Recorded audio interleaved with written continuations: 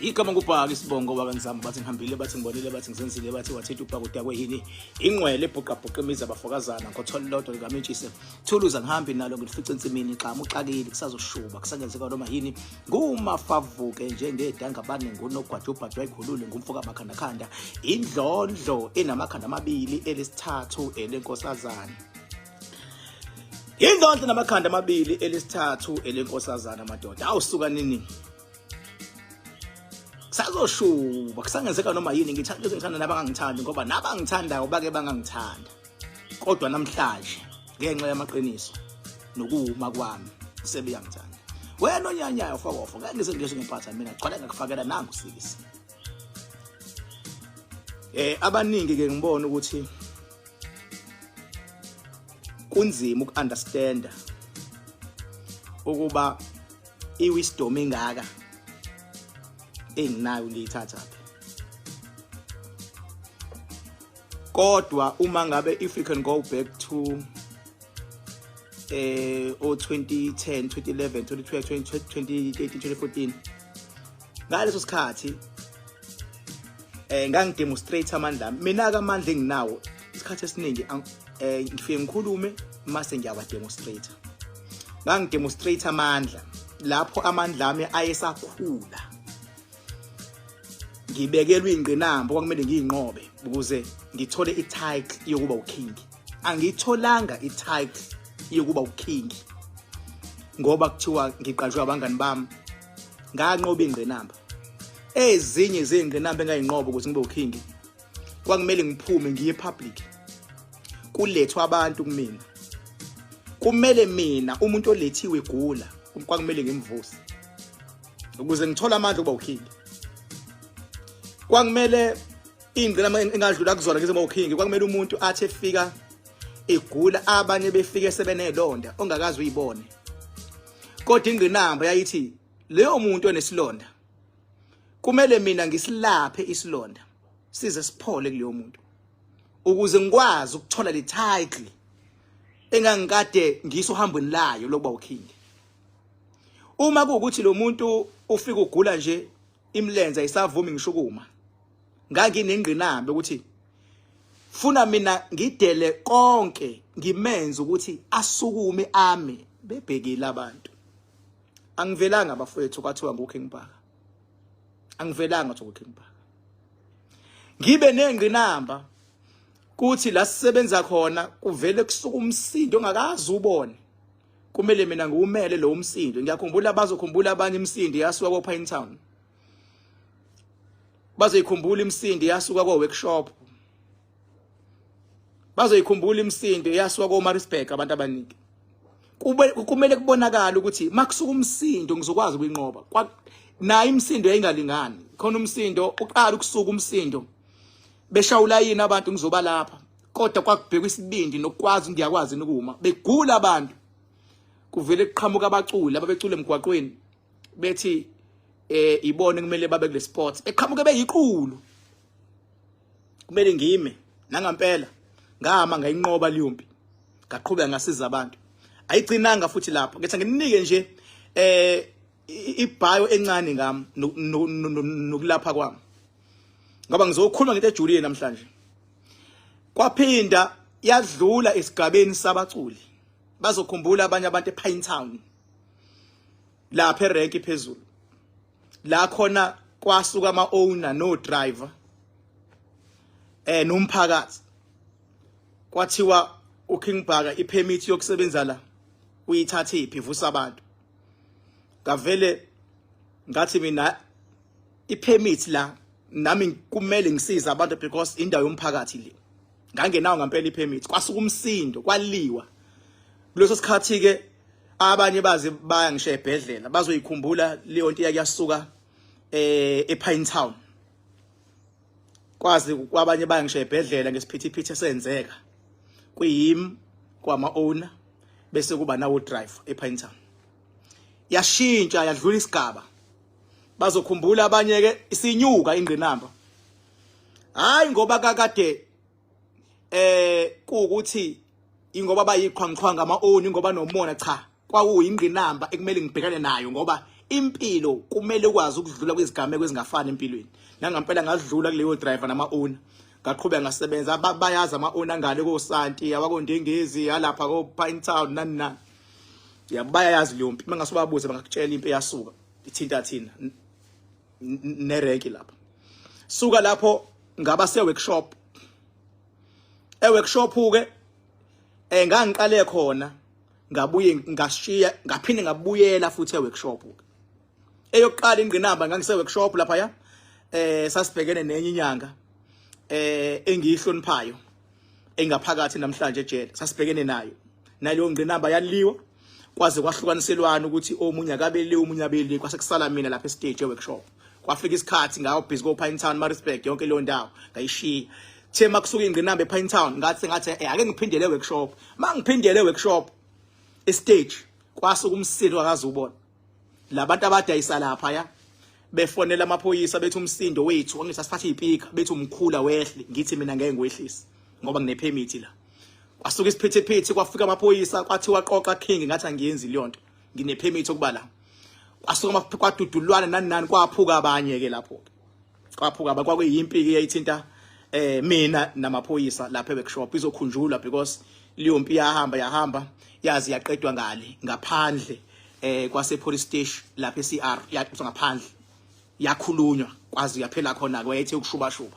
So izimpi ezingiqeqeshile ukuthi ngibe la ngikhona bese kuba ileyo kugula kwabantu ke abantu kufike ngamabhasi lethwa abantu kumele mina ngibavuse ukuze ngibe uking ngayinqoba zonke ngithese ngiyinqobe zonke kwase kwathi ngo2017 ngase ngihamba ke manje ngamisa yonke into 2017 sengihamba lolu hambo ke manje sengiyinqobile izimpi sengihamba uhambo ke manje lokwazi ukuoperate imimoya ke manje mangithi imimoya ngisho yonke into sho yonke into engikwazi ukuyilawula hamba uhambo lokulawula ke manje imimoya ukulawula izilwane ukulala amadlozi abantu ayingozi ukulawula izitha uyabona ukulawula imimoya elwayo ukuhlukahlukana kwezilwane ukulawula abantu ekuthiwa abathwele ukulawula izinto abebethwele ngazo ezibaxakayo yonke into ngahamba leyo process 2017 2018 2019 ngabe sengiyaqala ngiyabuya sengibuya sengifithi ke lapho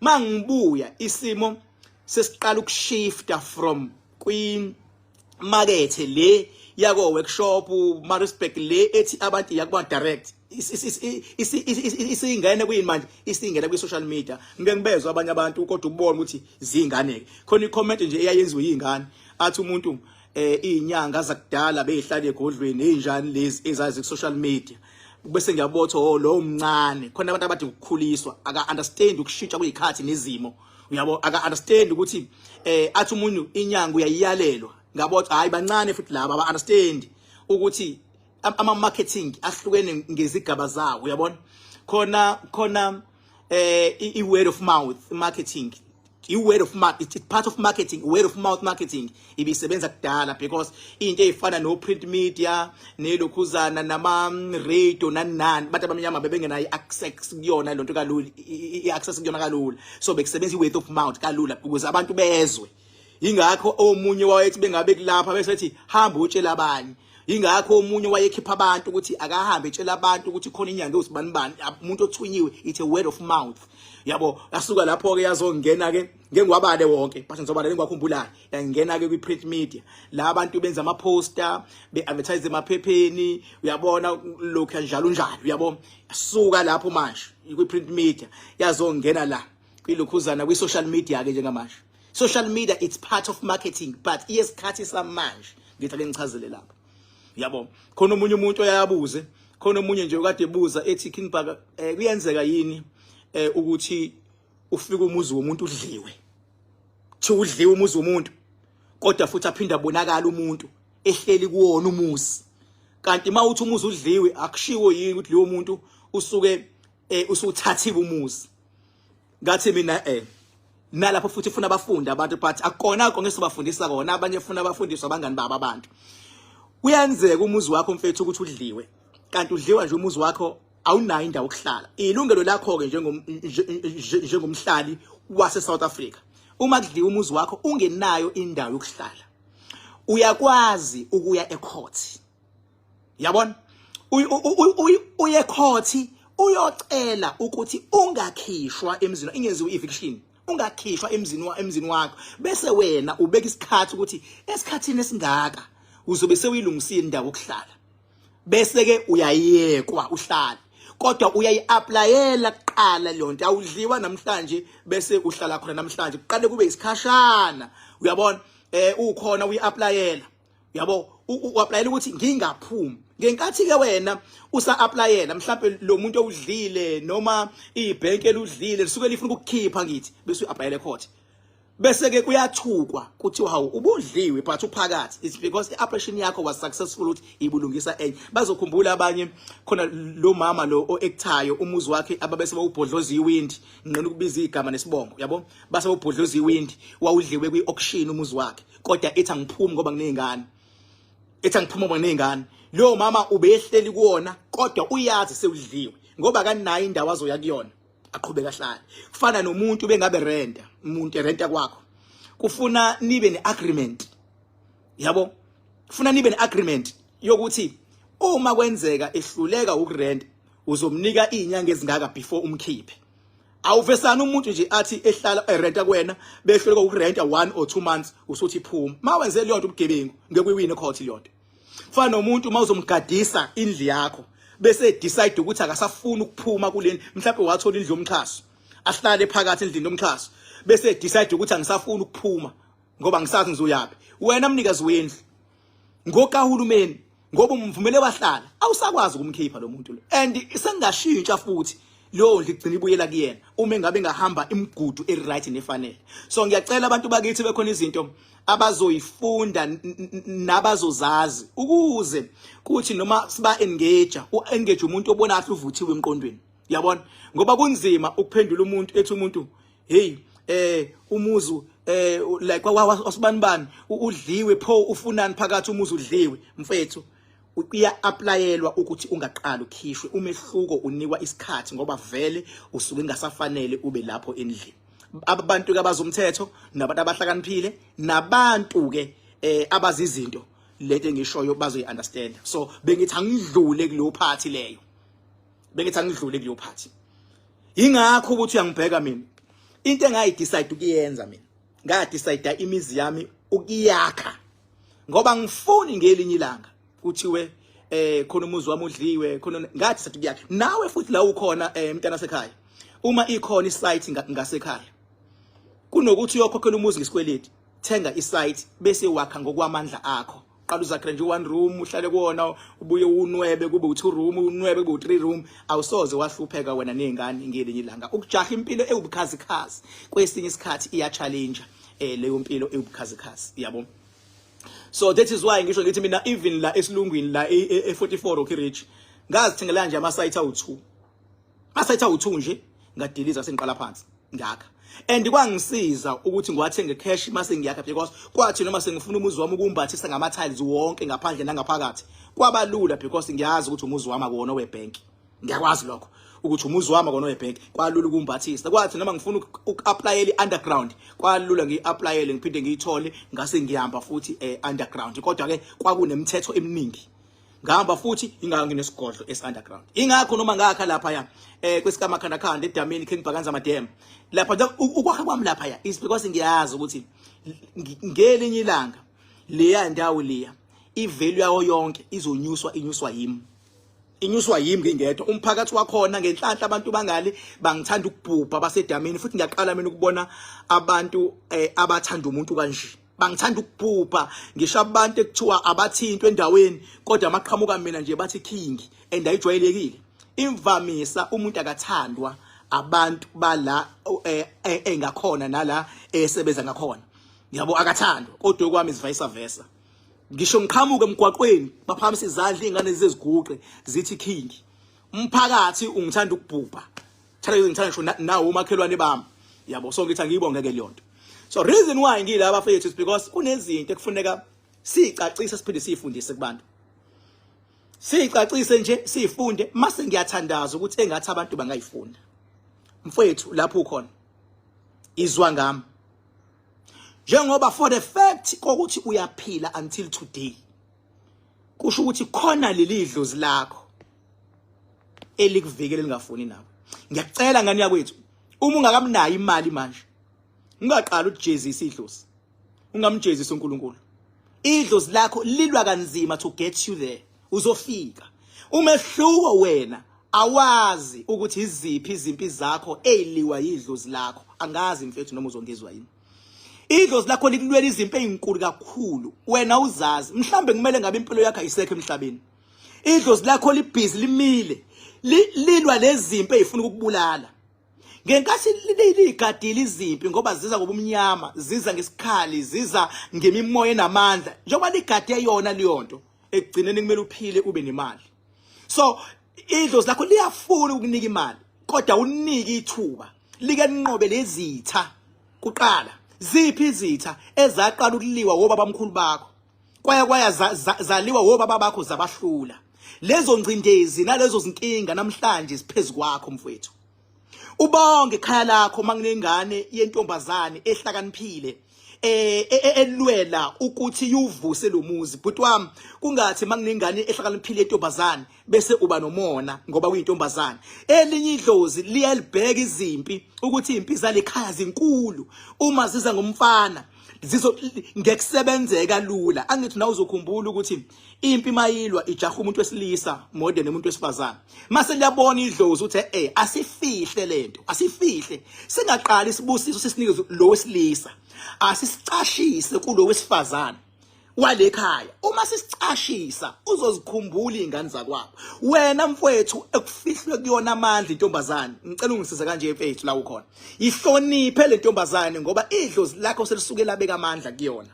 Mawuhlonipha yona, awuhloniphi yona uthembeni. Awuhloniphi yona ezuzodwa. Awuhloniphi yona ezubongiwe. Uhlonipha leli dlozi elicashe ngayo la inika imali. Njengoba linika imali intombazane izobuya mawuyihlonipha. Izobuya mawuyihlonipha. Iyuvuse umuzi wale ekhaya. Izobuya mawuyihlonipha ikufake emsebenzini. Izobuya mawuyihlonipha ikwenzela ibhizinisi ozolenza because kunedlozi liphakathi kuyona. Kodwa beke waqala wayilwisa wathi awuyintombazane wena ngeke ngizwe ngawe mina imini oshisa impepho lana uziye empephweni uye koqanganisa ukhulume kambi ngentombazane le ekuyona yona eyenza imali. Wrong mfowethu because labantu okhuluma kubona emsamo abathe ishisa impepho ngoba umfana. Ibona futhi abanikezele intombazana amandla. Njengoba wena ukhuluma emsamo ukhuluma ukulwa ungakhulumi uwisdom. Uzigweba wena ngoba idlozi lithi kwavele sange simnike lo ngoba lo sasesibona ukuthi impi izoqeda izombopha izokwenza yonke into. Uyabona mina bengabuza kumina ngiyazazi iziphe engilwayo ngomakhandakanda oil. Ingakho mina mase ngithe ngiyasebenza ngilwela idlozi lakho mfethu la ukhona. Ngilwela idlozi lakho. Ingakho noma yinini uma ngabe ubona umuntu engakaphumeleli ungamhleki because awuzazi inkinga zakubo abhekeni nazo. Awuzazi inkinga. Khona amakhaya nenkinga bafethu. Khona amakhaya aboshiwe ukuthi akusoze kwalunga. Khona amakhaya indlela aboshwe ngayo athi umuntu bengabe seThekwini bengathi ziyakhanya into zakhe athi bebuyele ekhaya kuvele kufa imoto ethi uyagoduka kufe yonke into kuvele kuphela imali kuvele kusuka umsindo. Kunabantu mfethu eThekwini ziyalunga into zakhe kuthi makuthiwa yagoduka umfazi ashintshe ngisho ebusweni hayi ngoba engalifuni ikhaya umfazi. Usensa izimpi ezibophele la khaya ezazikade zibophele nabadala. Kodwa idlozi liyakwazi ngendlela esihlakaniphe ngakhona liyakwazi ukubona ukuthi ingane yethu ukuze ingagaxeli kanje asambe sinike imali kanje. Ingane yethu ukuze ingagaxeli asinikeze umuntu wesifazane ozoba nothando nozofisa ukuyifukula. Lo wesifazane ozoyifukula kumele bahloniphane kube nokuthula. Makuba nokuthula yilabo ezonqoba khona. Idlozi liyakutholela umuntu owuyena yena ozokudonsa la ubhadwe khona. Kuyenzeka kube wesilisa adonse wesifazane. Kuyenzeka kube wesifazane adonse wesilisa. Uyanguthi idlozi lisebenze kanjani. Ingakho idlozi alilwi nomuntu wakho othandana naye idlozi. Wena olwa nomuntu othandana naye. Uwe mase wenza leyo nto nilwa mase ngiyaliconfuse idlozi. idlozi mase liconfusekile lilekelela wena ukuthi ngoba niyalwa ke ilona elamletha lo muntu bese lithi liyamhambisa ke manje uma limhambisa ngoba niyalwa wena futhi awusafuna ahambe uyamlanda futhi njengoba umlanda futhi umlandela ukuthini umlandela uthi nizolwa niyalwa urongi wena urongi naye nobabili nirongi niyalwa njengoba nilwa masidlozi liyaniyekelelake mawusoza kumina uzofuna umakhandakanda oil sekuwumsebenzi wami ukubona ukuthi idlozi lakho yini lento eyenza ukuthi likiyekelele mase ngiyabotha ingoba izitha zabathakathi libhizi lilwe nazo lithe lilwa nezitha wena walingabaza wemfethu wake wangatshazwa umuntu uthi umlwela kodwa yena ebexabana nawe uyamsiza kodwa yena uxabana nawe idlozi livele lidubeke lapho ngoba liyakulwela wena uunderstand ingakho mina ngithi ngahamba uhambo lokulawula imimoya ngiyacela abafowethu noma ungazibona ukuyiphi ingcindezi ungalokothi ungabaza amandla edlozi lakho ukhumbule idlozi lakho lisubmit uNkulunkulu uyi-umbrella for everything ingakho mina ngiqala ngathi ugobela wami uNkulunkulu ngisho kudala 2021 22 23 24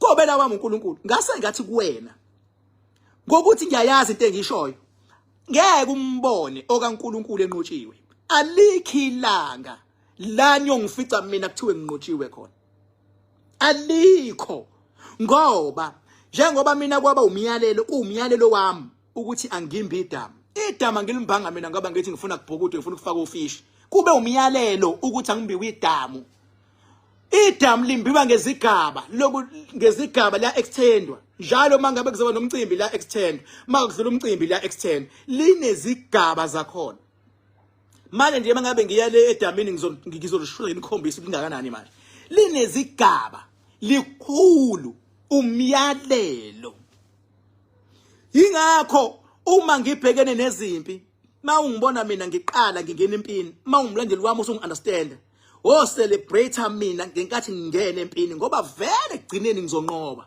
hayi ngoba nginobuhlakani hayi ngoba nginjani ingenxa yamandla engihamba nawo asemazulwini ingenxa yamandla kamakhandakhanda oil ingenxa yamandla yedlozi engili-understandayo ingakho ngisho umuntu oza kumina ngeke umfice enqotshiwe as long as bezongilalela uma ezonqotshwa kuyomele kuqale angangilaleli mina hayi beke baqala bangangilalela ke uzomvikela kanjani nawe la ukhona kwilevel lakhe ekhaya idlozi lakho ngendlela engafuni ngayo nawe kumele uqale ulingabazi akekho nelungelo lokungabaza idlozi lakhe akekho onelungelo lokungabaza amandla kaNkulunkulu mfethu noma ngakuthiwa udlile namhlanje cela unganingabazi idlozi ngoba awuyazi impilo ilwayo izwa ngami kusasa uzodla noma kuthiwa ubhekene nezimpi emsebenzini namhlanje ngiyacela uzungalingabazi idlozi lakho angiphathi uNkulunkulu lo ungamngabazi inhlobo mhlawumbe idlozi lakho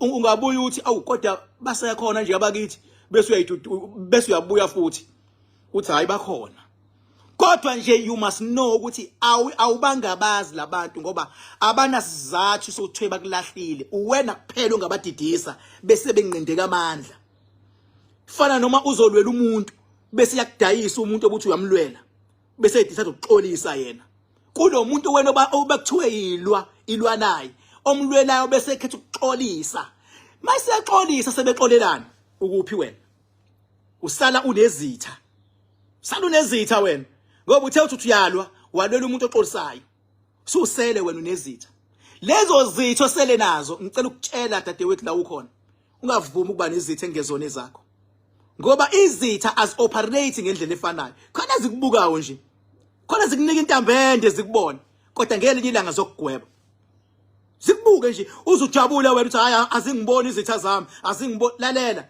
zikunika intambende ngelinye ilanga zizokugweba izitha as strike ngendlela efanayo as a result mfethu ungaziqali izitha ezingenasidingo especially mawunengane unefamily unabantu abakuthandayo ungaziqali izimpi ezingenasidingo qala impi ngoba kuyimpi yakho wazi futhi ukuthi mase kuthiwa uyinqobile ingoba uyobuyinqobe kanje ungayiqali impi engeyona yakho. Ungayingeni impi ekuthiwa ungiphelezele siyogadla lapha ya. Ngoba uzothi uyafika lo muntu lapha ya mhlawumbe uyakogadla ekhweni lakhe awazi wena. Iqhamuka intombi yakhe ethi usuyahlanya wena. Bese ethi hayi omandla laba bathe asowushisa umuzi wale ekhaya. Sekudayiseka nini? Usiyanidayisa. Impilo, this is part of life. Mina nginesiqiniseko bafowethu.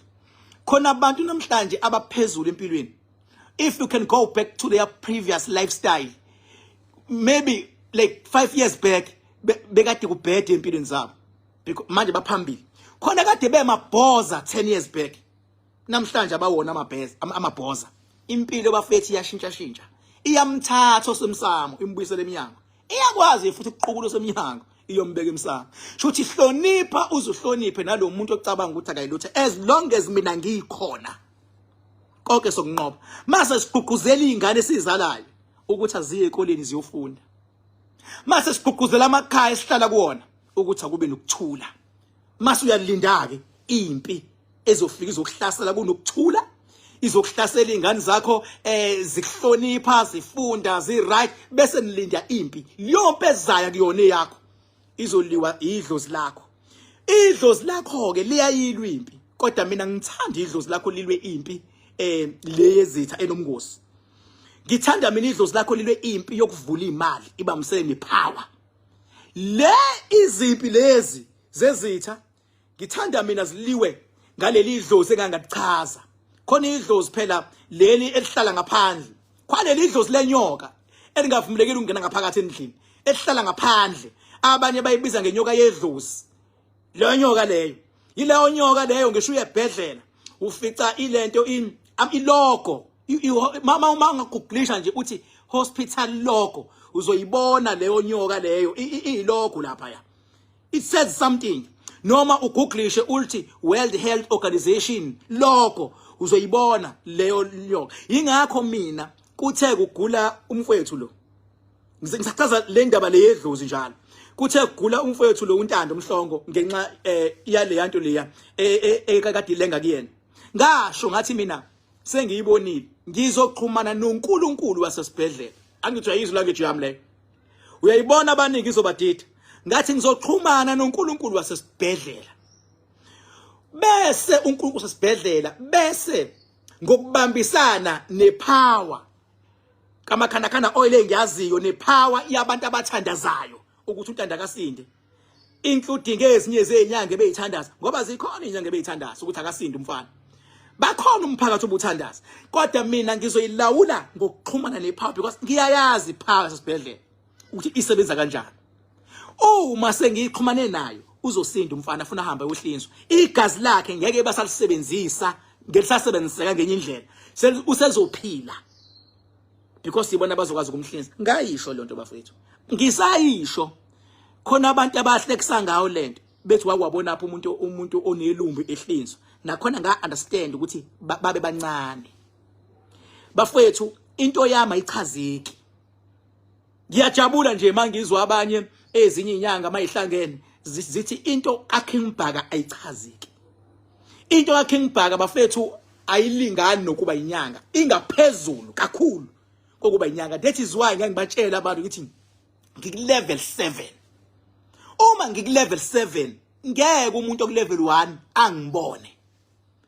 Ingakho umuntu bethi uKing Bhaka ngimqonda ukuthi usebenza kanjani, uright ukulevel 1 ngeke azangibone ba.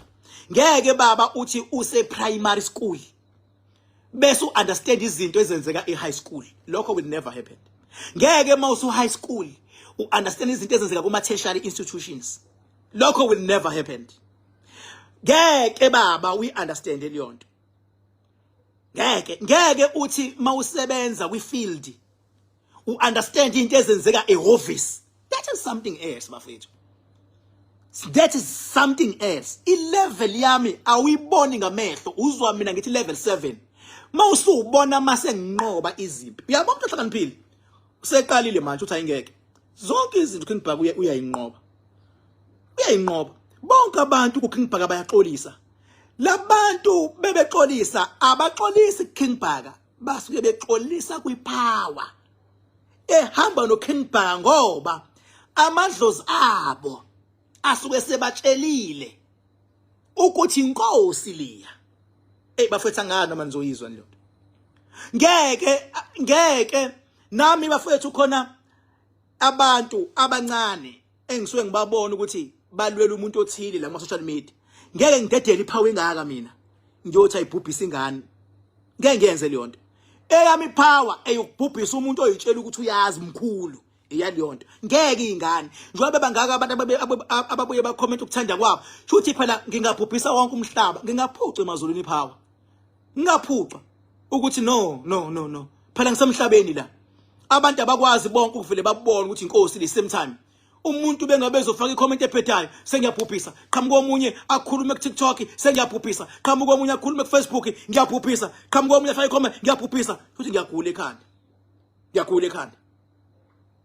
ngoba phela njengoba bekhuluma umuntu kunemimoya ayisebenzelayo akakaboni yena kodwa indlela enqotshwa ngayo emazulwini kuthathwa lemimoya emkhulu esebenzisa lezi ingane bese kwenziwa yona ukuthi ayixolise makuxolisa emkhulu imoya ayisasaliki ingane ingaqala lapha inkinga mayizothi imoya emkhulu izehlisa kodwa ingane ingafuni ukulalela ubaba wayo sethe inkosi le ifuna ukulwa ingane sengayibhubhisa ke lapho sengabhutshwa ke lapho kodwa by spiritually awunikezelwa amandla okubhubhisa unikezelwa ukunqoba bese unikezelwa ukuvika mase kunento esuke ize kwena kufana nokuba nesibhamu esemthethweni akusona sokhabo bulala nje niyaxabana nomuntu qhu niyaxabana qhu cha esani ese self defense abantu bese befuna ukwenza isidididi sebengingenela kwakho unezingane zakho hleli qhumisa lezi zinto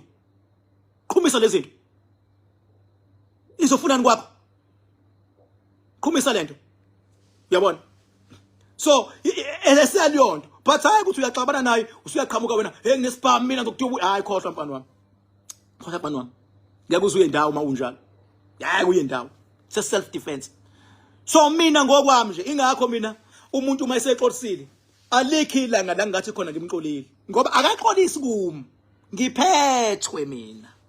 ngiphethwe amandla amakhulu bafethu makhulu ngiphethwe amandla amakhulu kakhulu uma exolisa umuntu usuke exolisa kuwona amandla ila mandla angigumbisa idamu ngilongigumbile nje ngaqaleni ukugumba amandla amakhulu mayethi gumba funa ngigumbe uzolibona linjani manje ila mandla lawa enza ukuthi ngisho kufika abantu abasekhundleni eziphezulu osomabhizinisi bakwazi ukulwela izimpi zabo amandla amakhulu lawo ingaqala ngaze ngathi le South Africa mina ngiyingedwa ngiyimela imwela ngoba kulamazwe angaphandle bebazi ukuthi banemoya emkhulu ekumele icindezele imoya la kodwa ngiyingedwa mina la hayi ngiyimela imoya la asikho isilwane esingaqhamuka ngaphandle to attack umuntu wala wa attackeka ngikhona ngimele imoya angiphela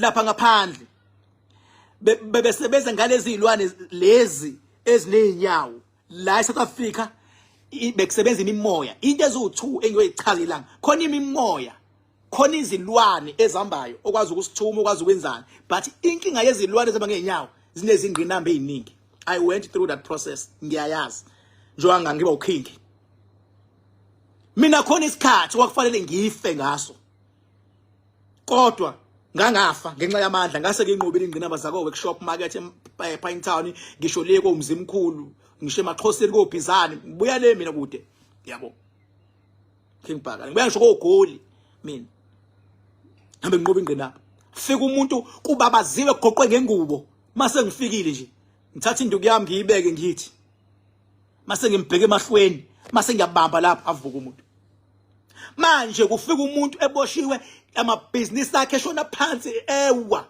mangifika ngithi sithatha sishone edamini mangaqala ngamthinta la kwayena ezwe ukuthi khonteza kalawo ke manje uyiqaqa into eboshiwe uyidedelele fika abantu balwa balwa ngento zepolitiki ngezinto eziphezulu bazokhumbula abantu abaningi before kufike lesigaba lesi sokuxolisa sabantu abaxolisa kumina aqala lapho kuqala mangikhulume into ivele ibe njalo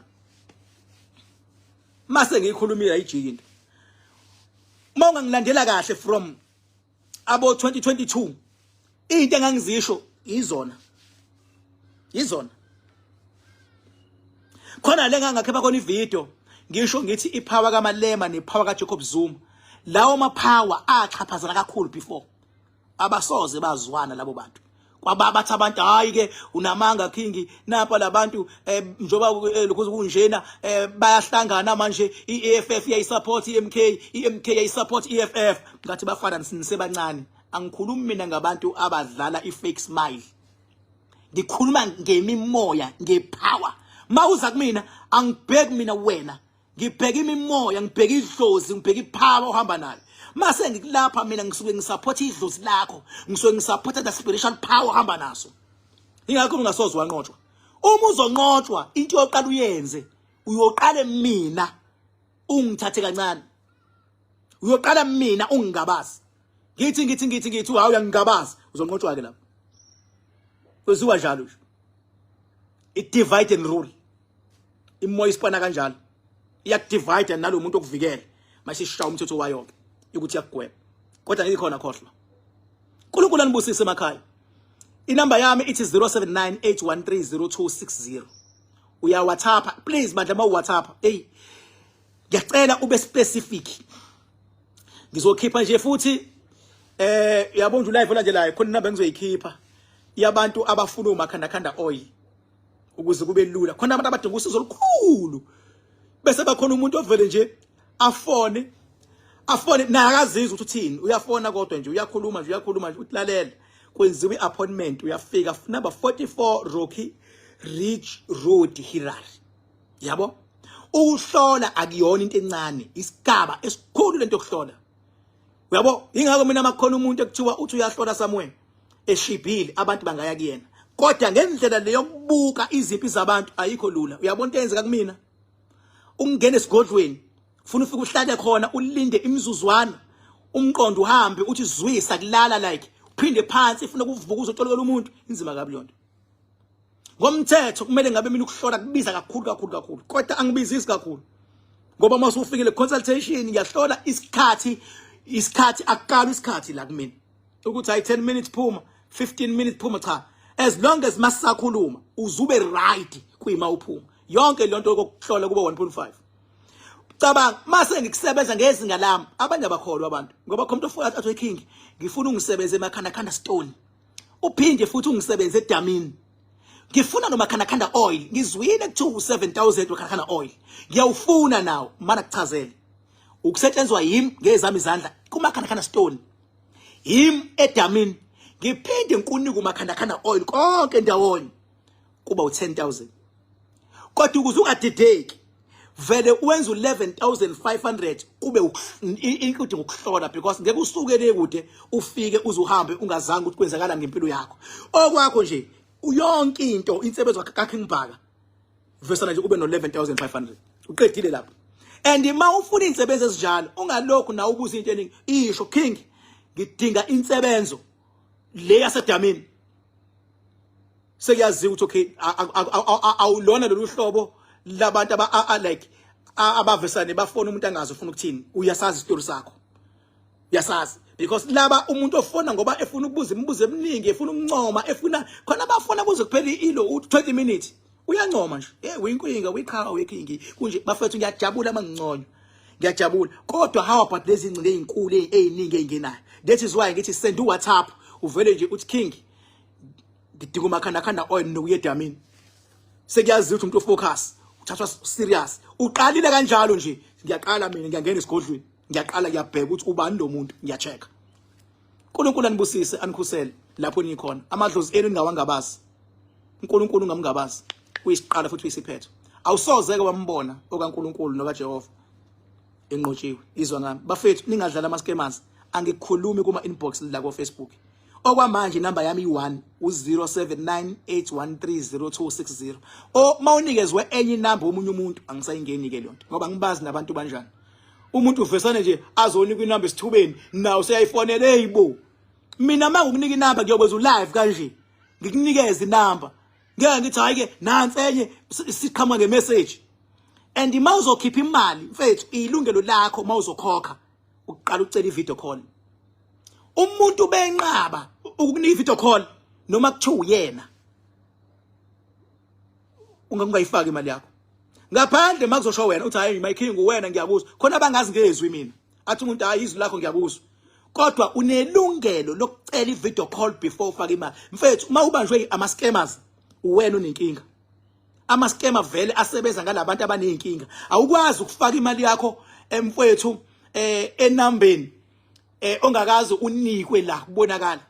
Awukwazi ukufaka imali yakho izwi awulizwile nalomuntu. Ufaka imali yakho awumbonile kwi-video ulindeleni lapho. Ulindeleni. Enza i-video call nomuntu nivumelane.